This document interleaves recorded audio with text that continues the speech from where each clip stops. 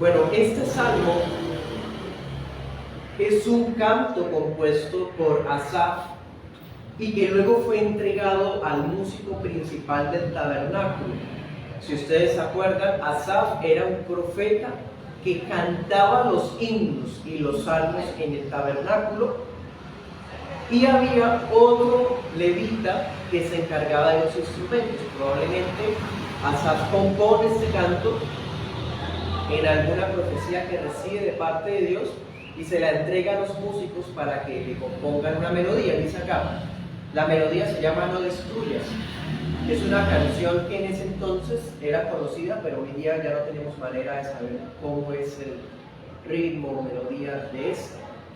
De todas formas, Asaf dice que se cante esa canción con la melodía de tal otra, ¿sí? En pocas palabras, el salmo humilla el orgullo del inconverso a la luz de la certidumbre del juicio que va a traer a aquel que estabiliza y controla el mundo entero. Ese mundo que aparentemente se le ve más perturbado y cada vez más caótico, en realidad sigue estando bajo el dominio soberano de Dios. ¿Sí? Por más que el pecado quiera tambalear los cimientos del mundo, Dios los mantiene firmes. De acuerdo a la temática que es esta del Salmo 75, a algunos comentaristas les parece que este salmo es la respuesta al capítulo anterior. Por ejemplo, en el capítulo anterior, en el 22 le pedía a Dios que se levantara. En el verso 10 le preguntaba que hasta cuándo. Y este capítulo lo vemos en el 8 dispuesto a juzgar, en el 3 diciendo en el tiempo que yo decida. ¿Sí? O sea, pareciera que este capítulo es la respuesta del capítulo anterior. Vamos a estar estudiándolo en dos puntos. El primer punto vamos a ver versículos 1, 9 y 10. 1, 9 y 10. Y el segundo punto, vamos a ver los versos del 2 al 8. Bien, comencemos. Primer punto. El primer punto vamos a poner un titulillo, vamos a colocarle un final para los justos. Dice el verso 1. Verso 1. Gracias te damos, Dios, gracias te damos. El salmo comienza cantando la congregación completa. Asaf eleva una oración de acción de gracias a Dios en nombre de toda la iglesia. Y el motivo de ese canto dice, pues cercano está tu nombre está cerca. Recordemos que en la Biblia, cuando se habla así del nombre de Dios, se está refiriendo a la esencia divina, a Él mismo como persona, como ser omnipresente, inmanente. Entonces, cuando dice tu nombre está cercano, está diciendo es que tú estás con nosotros. Bueno, miremos por ejemplo Salmo 145, 18. Dice, cercano está Jehová a todos los que lo invocan, a todos los que lo invocan de veras. Y notemos que le da doble, te damos gracias, te damos gracias. Esa repetición nos puede hacer suponer que esta alabanza era ininterrumpida. Nada puede estorbar una alabanza constante a Dios. ¿Sí? Además, no solamente responde esta alabanza al hecho de que Dios está con nosotros, sino también dice en el versículo 1 al final, los hombres cuentan tus maravillas. ¿Sí? Las maravillas de Dios, los milagros poderosos que ha hecho por cada uno de nosotros y por la iglesia en toda la historia, desde que era el pueblo de Israel liberado de Egipto, desde que fue el pueblo de Israel protegido por las conspiraciones de Amán, cuando Esther y Mardoqueo el Señor los usó para destruir sus planes, y así sucesivamente. Entonces, el hecho de que Dios esté cercano a su pueblo garantiza que el mal no prevalecerá. ¿Sí? También ese versículo nos enseña, Salmo 75:1, que los seres humanos fueron creados para contar las maravillas de Dios. Miremos 26:7.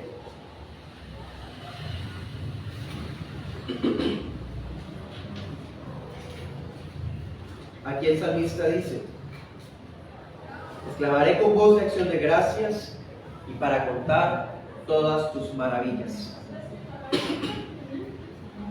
Todos los seres humanos fueron creados para anunciar y contar de los hechos poderosos y salvadores de Dios.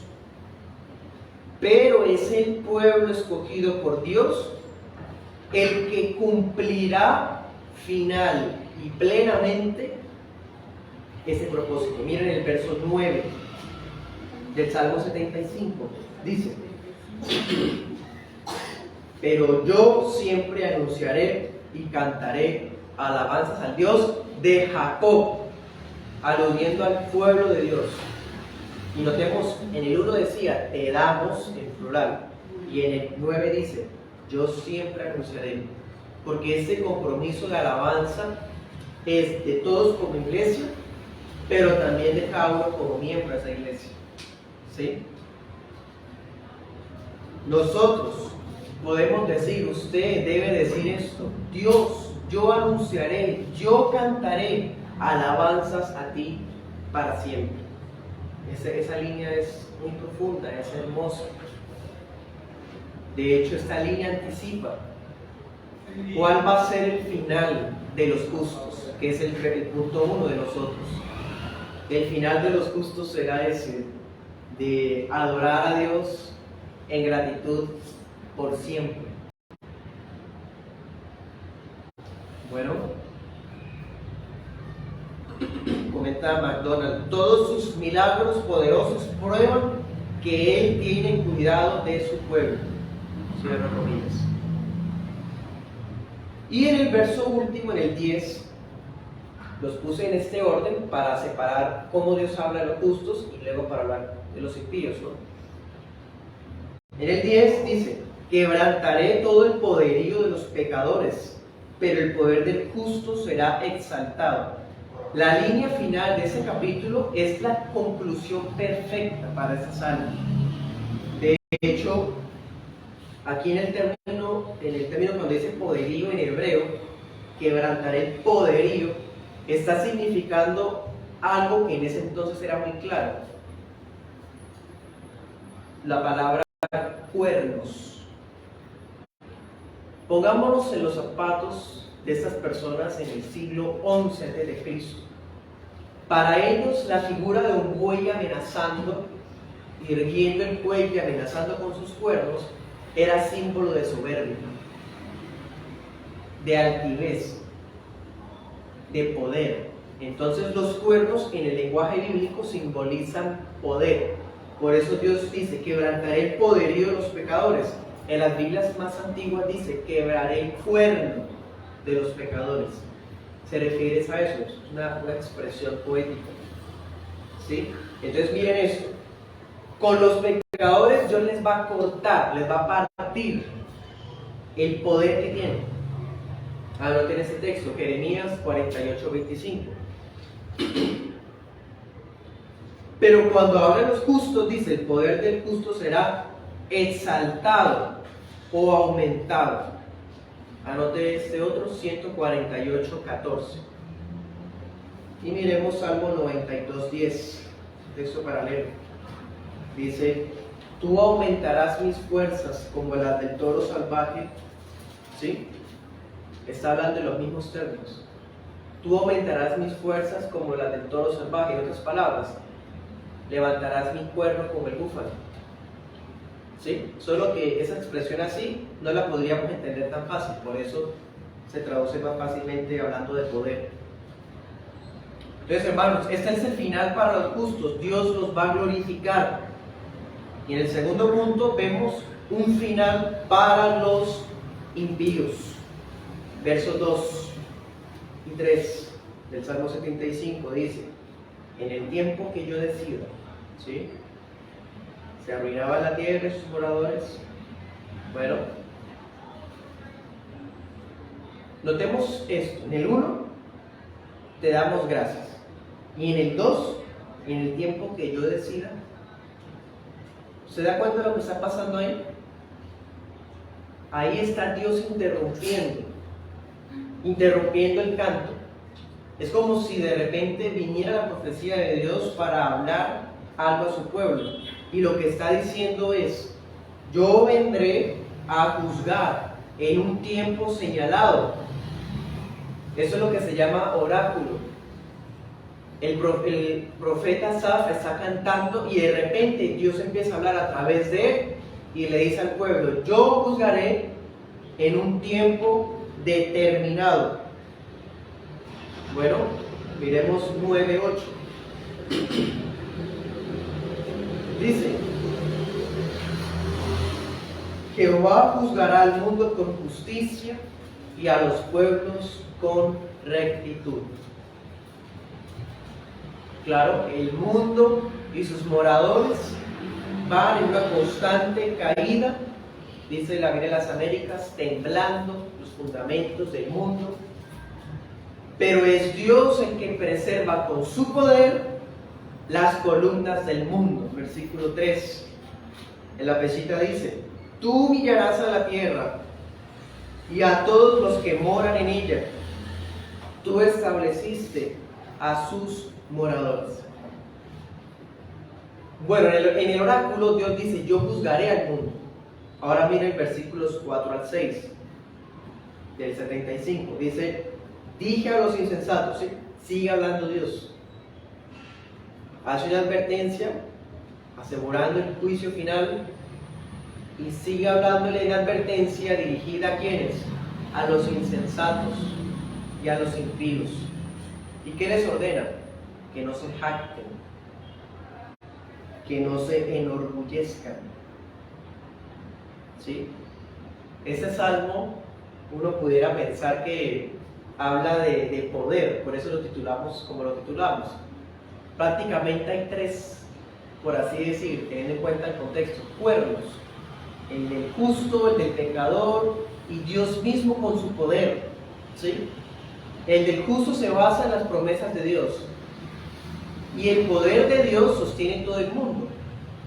Ahora, los pecadores tienen un cuerno, o sea, una forma de mostrar su obstinación, su poder, su orgullo, pero eso los lleva a ellos a jactarse, a ser personas con soberbia.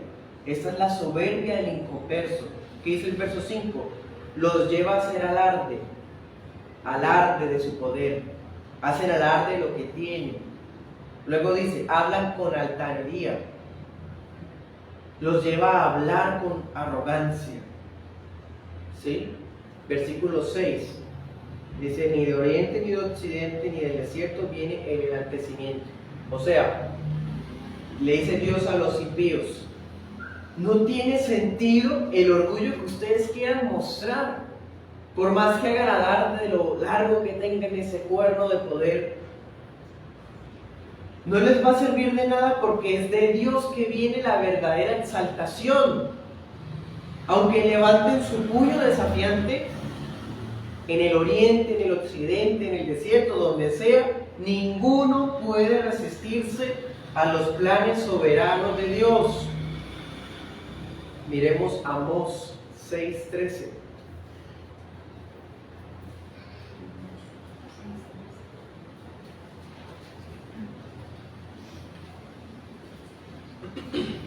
Aquí hay un ejemplo de qué es eso de actuar arrogantes con ese cuerno levantado en términos del Antiguo Testamento. 6:13 dice: ustedes que se alegran por nada, que dicen: no hemos adquirido poder con nuestra fuerza. ¿Sí? Ese es el ejemplo del alarde de los pecadores, que creen que con su fuerza y con su inteligencia acumulan y logran todo lo que quieren. Y el Señor les dice, se enorgullecen de nada.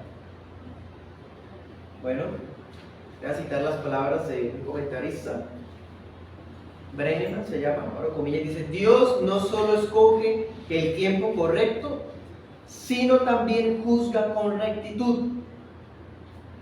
A veces, como sucedió con Habacuc, no entendemos ni el cuándo ni la manera en que Dios juzga, pero sabemos que el juicio de todo el mundo vendrá en el tiempo justo y se hará con perfecta justicia. Cierro comillas. Así que lo que sirve de advertencia para el impío, para el justo es esperanza. Miren el verso 7, sigamos adelante, Salmo 75, 7. Dice: pues Dios es el juez, a uno humilla y a otro exalta. Dice la Nueva Traducción Viviente: Él decide quién se levanta y quién caerá. Impresionante. Ahí vemos la soberana elección de Dios. Él es el que decide quién es quién. Nos muestra el Salmo a Dios como el único juez. A unos humilla y a otros exalta. Esto tiene un eco muy fuerte con 1 Samuel 2. ¿Se acuerdan la oración que hizo Ana, la mamá de Samuel? Miremos, 1 Samuel 2.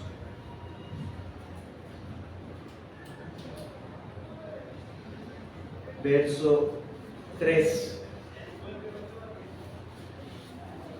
Dice: no multipliquen las palabras de orgullo y altanería, cesen las palabras arrogantes de su boca, porque Jehová es el Dios que todo lo sabe y a Él le toca pesar las acciones.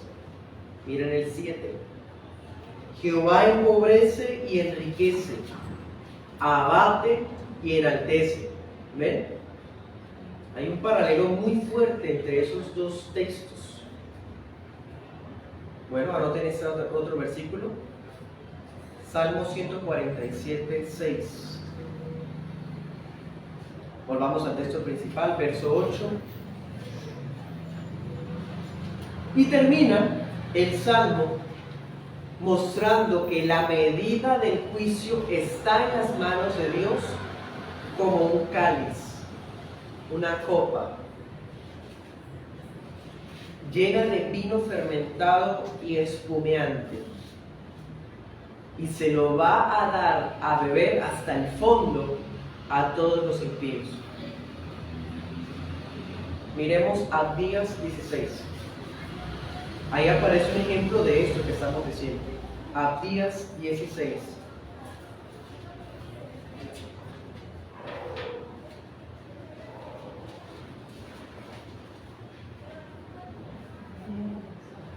Dice, le habla el profeta a los edomitas: de la manera que ustedes bebieron en mi santo monte, beberán continuamente todas las naciones, beberán, engullirán y serán como si no hubieran existido. O sea, la copa que obliga a Dios a que la beban las naciones es un símbolo del juicio a todo el mundo. Por eso es que hasta en Apocalipsis 16 se habla de las copas de la ira, porque ese símbolo es algo que se muestra en toda la Biblia. Las copas son símbolo de juicio universal. Bueno, anoten otro pasaje, Jeremías 25, 15 al 29. Ahí hay más ejemplos de Dios haciendo que las naciones beban su ira, su juicio. Así que, hermanos, ya para terminar, este salmo nos anticipa el día en el que Dios, que sostiene el mundo con su poder, va a aparecer en escena para juzgar a todas las naciones. Para los justos, ese juicio no será causa de condenación, sino de cantar, te damos gracias, oh Dios, te damos gracias. Pero para los impíos será el día donde tendrán que beber hasta la última gota de la ira justa, infinita y santa de Dios. A los justos los glorificará con vida eterna, por eso dice, pero yo viviré para siempre, decía el salmista. Pero los otros beberán la ira de Dios también para siempre. Bueno, pensemos esto, si el Señor Jesús, siendo el santo Hijo de Dios, no pudo evitar la copa, ¿se acuerdan? Señor, de ser posible, pasa de mí esta copa. Si ni siquiera Jesús pudo evitar esa copa, porque iba a asumir el juicio de los pecadores que éramos nosotros. Entonces, si Jesús no pudo evitar tomar esa copa por el pecado del mundo, no le queda ninguna esperanza de escape a los impíos. Tendrán que tomársela entera.